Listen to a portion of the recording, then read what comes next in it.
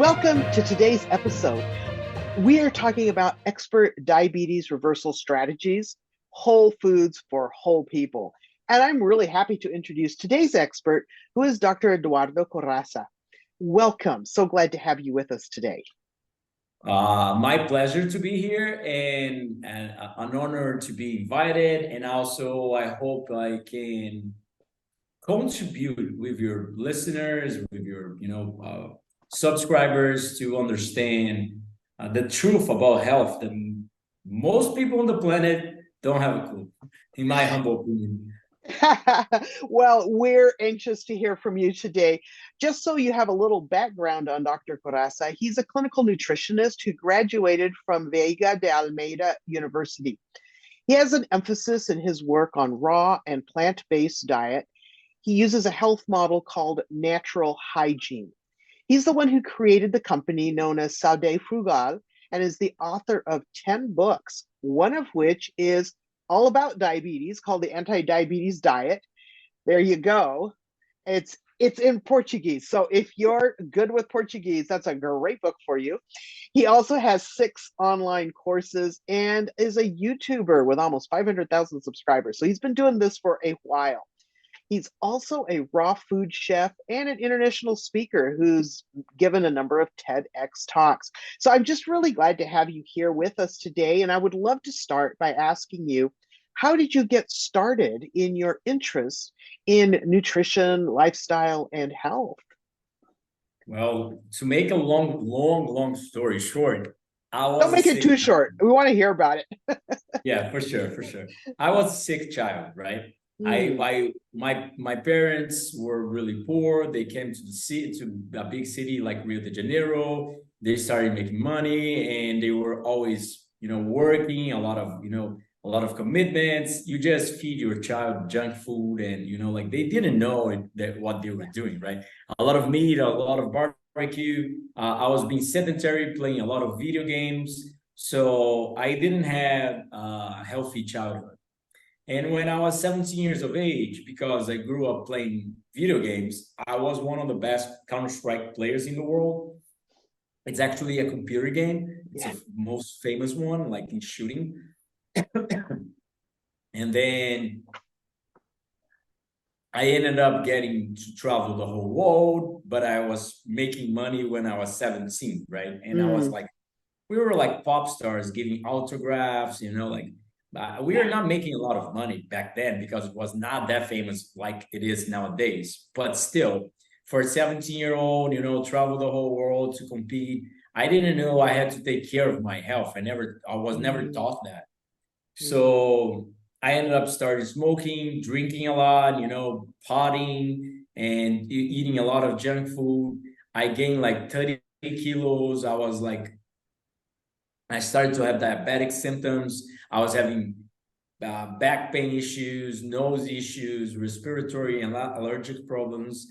So I was really in a bad shape, but I didn't know because everybody gets sick, right? In the world, it's like that. Like we make sickness a normal part of our life.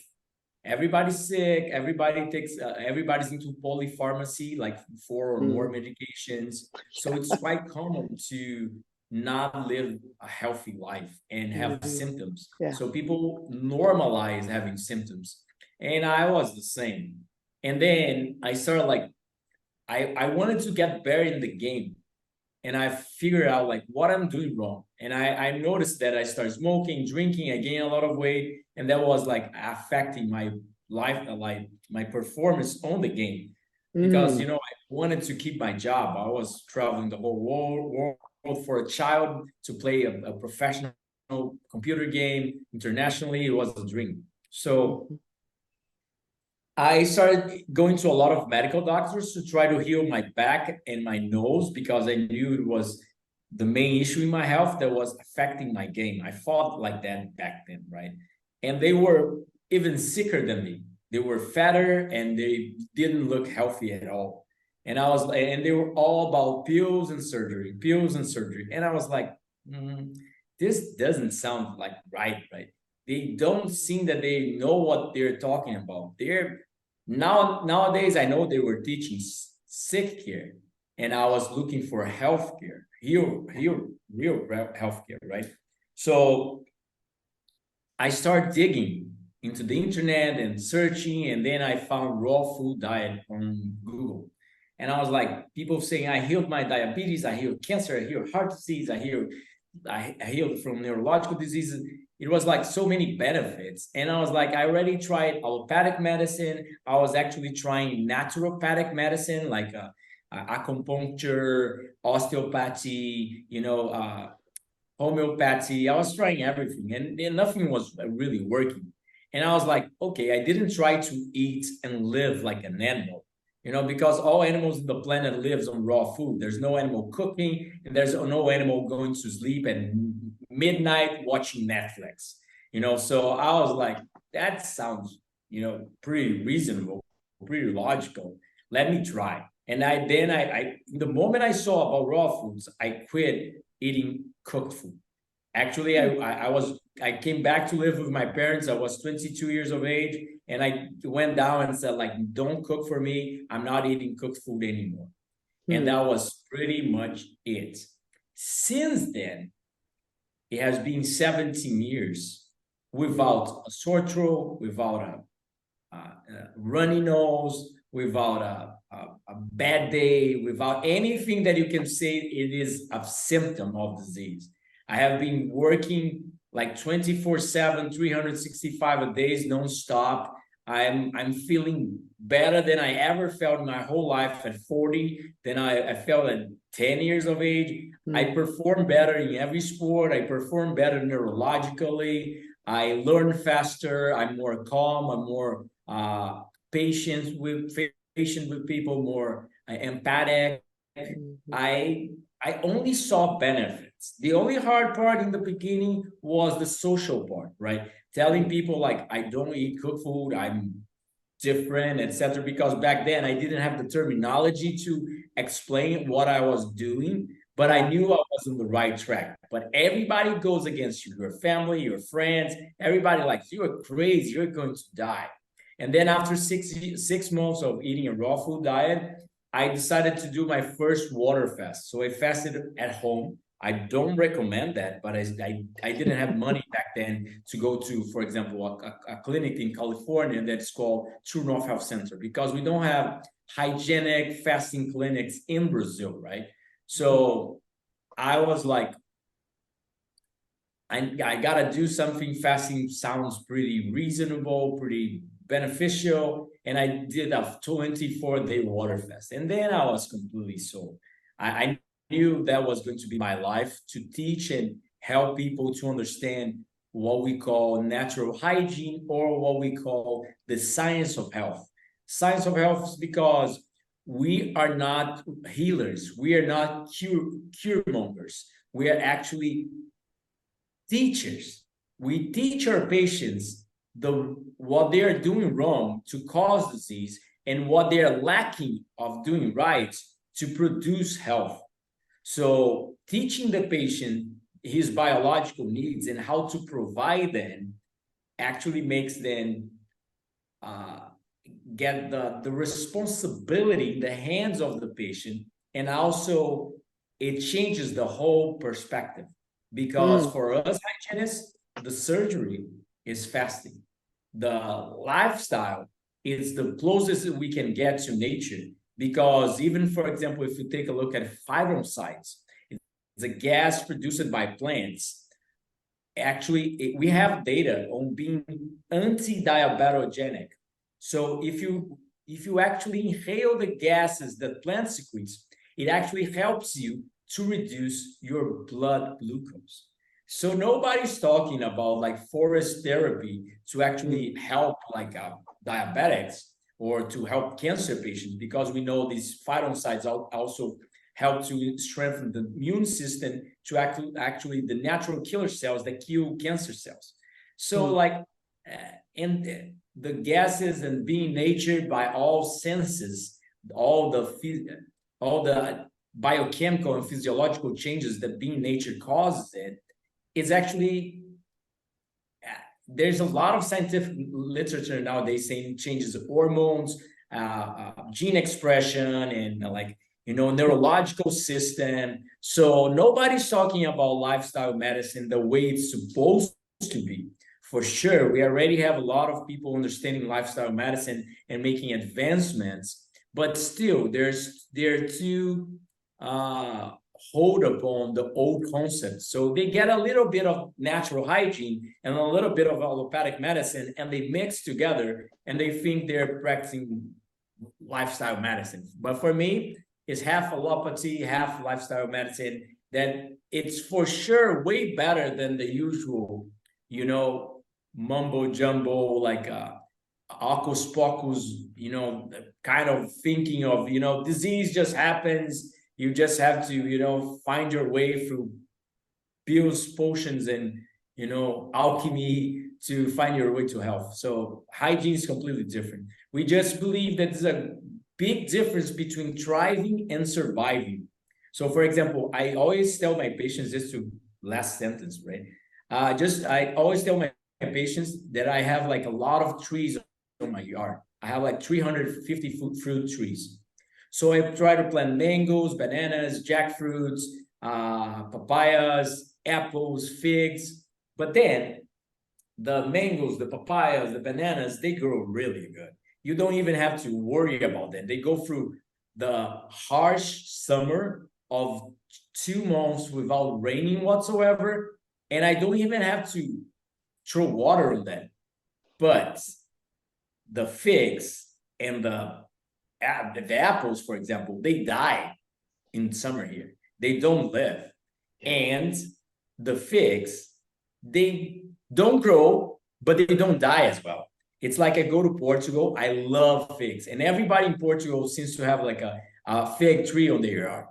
And the tree grows this big, like the trunk, it's like this big. Here, my trunk is like this big. It's like a wig. It's like really thin. But it doesn't die, and it doesn't produce fruits. But if you go to Portugal, everybody has figs on their yard. Everybody has apples on their yard, but they don't have bananas. They don't have mangoes. Right. When they have bananas, the banana actually doesn't grow the fruit. The tree grows, right, but the fruit doesn't grow. Yeah. So you will start to understand. I'm not saying that we're plants, and we are not exactly like that for sure. But still, every living organism, because of evolution, has some biological needs that it needs to thrive. And if you don't provide these needs, the organism will show symptoms. It's not a disease that is invading your body from nowhere. It has cause and effect. It's obvious. But if you go to a botanical, he understands what your tree is missing. Some nutrients in the soil is acid or alkaline, the amount of water, the amount of sunshine, the temperature. The botanical will say what you're doing wrong, so your plant is not thriving, why it's getting like easy plagues, things like that. But if you go to a medical doctor and if you have a disease, he says it's a lack of pills, potions, surgeries, removal of organs. So for me, it doesn't make sense, because even the scientific literature nowadays, it proves that lifestyle medicine should be the first option for every kind of patient out there. But most of them don't recommend and don't believe in lifestyle medicine because they're not being taught in medical school or nutrition school, a nutrition university, right? As I went to, because I'm not an MD, but I'm a nutritionist. And here in Brazil, it's like 5 years of university. So we're not being taught that in school. And people are not reading the scientific literature, the most updated science behind it. So, what can I say? I haven't reversed my diabetes. I have seen people with type 1 diabetes not reversing it, but having the best control in their life with their glycemic index, eating a lot more carbs, using a lot less insulin, almost cutting all medication whatsoever, So I have seen impossible things by the eyes of, allopathic medicine. At least they say it's impossible, but it's not impossible. It's not a miracle. It's just like the healing capacity, what we call in nature hygiene, the old Greeks used to say, vix medicatrix naturae, the healing powers of nature. it's just nature doing its job. The body is able to regenerate a lot of stuff, but because our lifestyle habits are so bad, the body takes a hit every day and it cannot regenerate as well. And we start aging Yeah. as fast and everything Yes. going haywire. I love what you're saying about the importance of understanding how our bodies are designed to work best and working with our bodies, and also thinking about what's actually causing our disease and removing the cause rather than just treating the symptoms. And that's where I believe this lifestyle approach to disease prevention and disease reversal is so important. And I'm glad more people are at least talking about it, even though there are like different levels of understanding depending on, people's backgrounds and trainings. But I truly believe that we were designed by God to work best in a certain way. And as a Christian, when I look at the Bible, it says God created man and put him in a garden. And, in a garden, it's like that's the whole forest therapy bit. That's the getting out in the sunshine and the fresh air. And it's like it's a package to be healthy. It's not just food, it's not just any one thing, but it's about how do we live? Are we enjoying all of the benefits that God created for us to have by being in nature, by exercising, by sleeping appropriately? All of these things that you brought up I think are really, really interesting. And when we were talking earlier, you used a term called chronobiology. You want to talk a little bit about what that is and how that can affect our health? So chronobiology, it's simple. What we have to understand when we use these complex words, allopathic medicine words, is like Dr. Herbert Shelton, one of my mentors, used to say that they use $100 words just to charge you more in the consultation. So, and then translate your disease from English to Latin, right? Because you say like, I have a back pain, and they say like, oh, you have lombalgia. And lombalgia means back pain, right? So they charge you like $100. Back then it was like a lot of money, right? In the 50s, when he was lecturing about it. So like, but chrono means time from Greek, and biology means the study of living organisms, the study of life. So the study of time on living organisms. So we know by decades now that even plants have what we call clocks. So there's a biological clock inside of every living organism, not just one, but several. Actually, in human beings, in animals, for at least, I don't know about plants exactly, but I know they have, biological clocks. Yeah. We have the suprachiasmatic nucleus here in the brain. And the suprachiasmatic nucleus is the master clock, as we call in science, that controls the other biological clocks in each cell, in each organ, in each tissue, in each system. So, for example, the liver, the pancreas has clocks. So there's times to secrete insulin. The best times there are to secrete insulin. There are times that we are more insulin sensitive, and there are times in the day that we are less insulin sensitive. So most people don't understand that. They just think like, okay, I have to watch the glycemic index. So if I eat like an apple, I will have this raise in my blood glycemia. But if I eat a banana, I will have this raise. But it doesn't work like that. It's like, it's so, people are being so misguided, so misinformed, that they are, thinking completely wrong. First of all, your microbiome impacts the glycemic control. So, for example, if I eat a cheeseburger, or if I eat ice cream, like let's say a dessert, like sweet things, because people just thinking raising glycemia and insulin resistance just because of sugar. If I eat the same sugary treat that another person that is obese, I will have a different glycemic response from that person, because I exercise every day. I have low body fat. I'm normal weight. I sleep early most of the time. I have dinner early, there's so many factors that impacting my by my glycemic control that is absurd to suggest that, you know, diabetics will have to watch out for fruits, like fruits that are like a devil or demon, you know, like, and they just think about the food itself. But like diabetes can be influenced by persistent organic pollutants. That means POPs, like environmental toxins, can cause raising, you know, in diabetes because of insulin resistance. So it's like insane what people are doing nowadays. Like if you have like a little bit of pre-diabetes, every medical doctor say to you, like, cut fruit out of your diet. You are eating too much sugar. But if you sleep just 2 hours less for 5 days in a row, yes.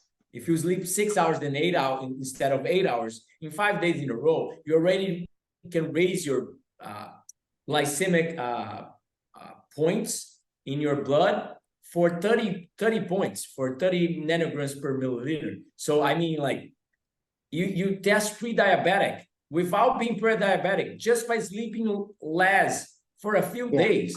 So it's pretty critical that people understand about chronobiology, chrononutrition, and we already have data that if you see blue lights at night, your glycemic control in the next day will be worse. That's so interesting. And I think often this is an area that people don't talk about enough, which is what I'm hearing you say is that sleep, adequate sleep is super important for good blood sugar control, because the same foods will have a different effect in your body based on whether you're sleep deprived or you're getting adequate sleep, as well as exposure to blue light. That's like electronic screens, TVs, phones at nighttime. So there's so many things that impact the way our body metabolizes and treats glucose that we need to take a bigger picture look at this. And so it's not just about what you put on your plate, but it's also about how much sleep are you getting? What is your stress control look like? How much time are you getting in the sunshine and fresh air? All of these things, right? Caffeine, for example, raises adrenaline that raises insulin resistance. There's scientific data on it. You know, there's scientific data that phytonutrients, for example, a lot of phytonutrients can influence the gene expression for glycemic control and for diabetes. So just by eating, like, you know, like phytonutrients, you can influence the microbiota. That microbiota plays a big part in glycemic control, in metabolism, and also plays a part, for example, in satiety. Because if you eat more than you need, you end up getting more oxidation, more inflammation, more body weight, and then more insulin resistance. So it's like people are trying to see something really holistic and complex in a simple way, like, I'm diabetic, I have to cut sugar out of my diet. But even then, try to think one person that can actually cut carbohydrates out of their diet forever. It's like insanely hard for a human being to not live without sugar, because we have a sugar tooth. We have a sugar tooth, like a sweet tooth. It's natural for human beings because our 3 trillion cells run on glucose. So if they run on glucose, it's obvious that nature produced us to eat primarily sugar. But it's the complex carbohydrates. It's natural carbohydrate that comes on fruits, because fruits are actually misunderstood, because people think that they have, it's simple whole carbohydrates, what we have in sugar, right? Or what we have in fruits. People don't understand this connection, because maybe people say, like, okay, complex carbohydrates, it's okay. But sugar, although it's simple carbohydrates, it comes in a complex form with fiber, with water, with phytonutrients, with vitamins and minerals. So the metabolism for fruits is a lot different than simple carbs, like refined flour or refined sugar. So, you know, there's too much to talk, but about chronobiology, it's pretty simple. We are seeing lights at night. We are seeing electronic lights. The electronic lights are captured by what we call melanopsin photoreceptors. There are photoreceptors in our eyes called melanopsin, like proteins that captures the blue lights and sends a message to the brain. It's still midday, it's still early in the day. So there's not time to enter repairing mode. There's time, it's time for active mode. So the brain keeps thinking like 7 p.m., 8 p.m., 9 p.m. is still daytime. I still have work to do. So it inhibits the secretion of melatonin by the pineal gland. So when the melatonin is not secreted by the pineal gland, you have a big issue, because melatonin is an anti-cancer hormone and is also repairing the body to work again in the next day. Exactly. And I just want to clarify for people here, what he's talking about is the production in your brain of a hormone called, we usually say melatonin. Melatonin, sorry. But it's important for all the things he just mentioned: repair, cancer prevention. And so when we are exposed to blue light, what time of day we're exposed to it really makes a difference with how our body then functions and repairs itself. So what time of day should we be exposed to high levels of blue light if it's not at night? During the day, like the sunshine would be the real blue light that we see, right? Yes. But that's the thing. It's important to have blue light in our eyes, but the only blue light that will actually come from happens in nature is the blue light from the sun. But now we have the blue light from our electronic devices like cell phones, computers, you know, like TV screens. And then we have what we call chronal disruption.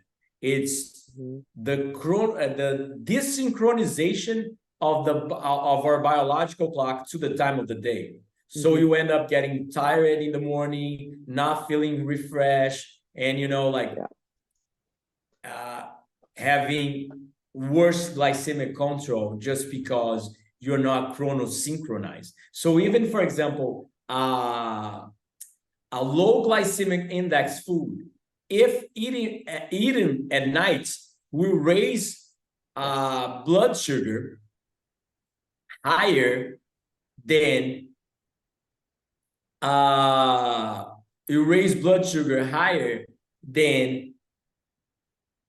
the same food. Sorry, I just got a message here. It will raise the low glycemic food at night. You raise more your glycemia than a high glycemic food in the morning. Right. So I think that's really important, because like when I work with a lot of my clients, I'm like, whole grains are important, but eat them for breakfast because your body will handle them better in the morning than they'll handle them at evening. And same with like fruit and many of those things, having those things earlier in the day. If you're on a normal day-night schedule, your body's going to handle them differently at different times of the day. And usually they'll handle these high glycemic foods better in the morning than in the afternoon or evening. So I think these are such important concepts. And I really, really appreciate you taking the time to share these with us today, Dr. Corassa. But before we close, I really want you to share a little bit about the gift that you have for our listeners. And tell us about that.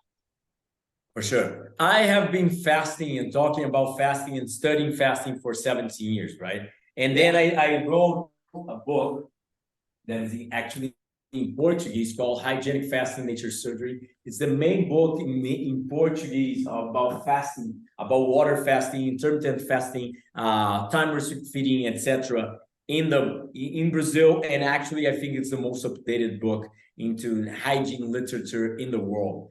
And so I'm looking forward to you getting it translated. I did. I actually did. Okay. That's the thing. Right. It's already on Amazon. It's available on Kindle and print on demand.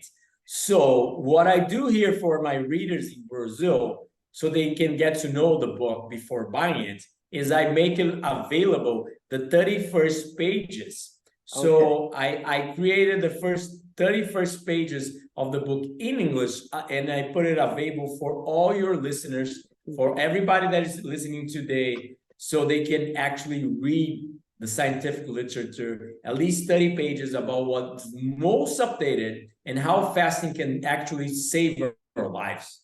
I love that. I love that. I know we didn't dive into fasting as much today as we could, but we also have some other speakers that you will have access to at some time here in this channel, like Dr. Goldhammer, who is also one of my interviewees, talking more about water fasting. And before we close, I want to say water fasting is super powerful modality, but as Dr. Carassa pointed out, if it's more than like 3 days, usually I believe they recommend it be medically supervised just for your safety, because so many changes happen in our body as our body's healing quickly.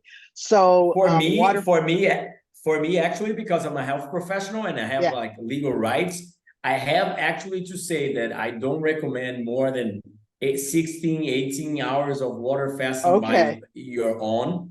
But for sure, I did many times fasted alone at home because I didn't have money back then. It was just easier to fast at home. yeah, But, and I have like a book published on the subject. A lot of people come to me like, oh, I couldn't go to a water fasting facility and just fast at home, but I don't recommend it. Although right, it can be done, most yes, people are like so addicted to food, have so many bad misconceptions, so such a bad health that it can be harmful. So go easy on fasting on your own, but at least study in the beginning and then decide what yeah. you want to do.